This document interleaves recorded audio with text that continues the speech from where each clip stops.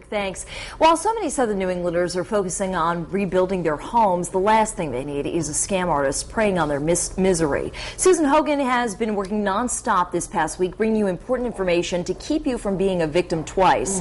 And, you know, Susan, some of these flood victims, they're really they're falling prey not only to the damage that's been done, but, you know, there are people who just wait for this kind of thing to happen. I know that Irish travelers are certain groups, and then people from across the country who will come to the state where there's a disaster just to rip people off. Oh gosh, absolutely. They're preying on someone else's misery, no doubt. And these people are dealing with unscrupulous contractors. They're dealing with, as you said, solicitors simply just knocking on the door, looking for business, and really offering some empty promises. The Attorney General's office has received hundreds of calls from victims who've been contacted by various companies who are looking for business. Many of the victims want to know whether the company is truly out to help them or simply looking to rip them off. Some great ideas for you to follow. First of all, beware of door-to-door solicitors handing out flyers. Beware of anyone promising to speed up insurance or building permits. They can't do that. And never pay large sums of money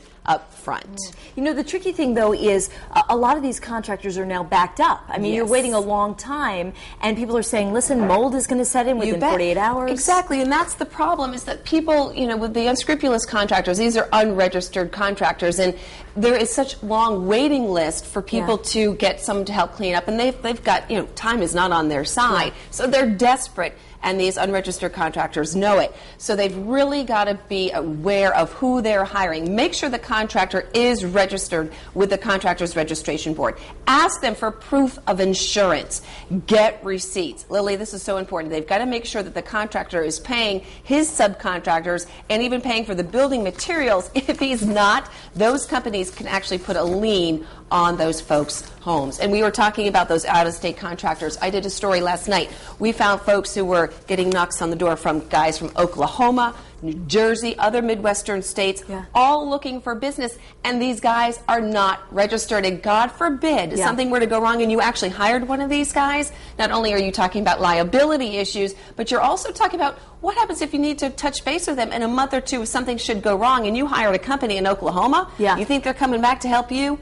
Guess again. We have to go, but I just want to mention also, it's not okay for even registered contractors to jack up the price just because of the need right now. You've got that right. Price gouging actually during a time of disaster is against the law in Rhode Island. There's an actual price gouging law at this particular time, so beware of that and report it to the Attorney General's office. Important stuff. Thanks, Susan. And for more details on other scams and advice on how to avoid being ripped off during your rebuilding process, just log on to foxprovidence.com. Time now.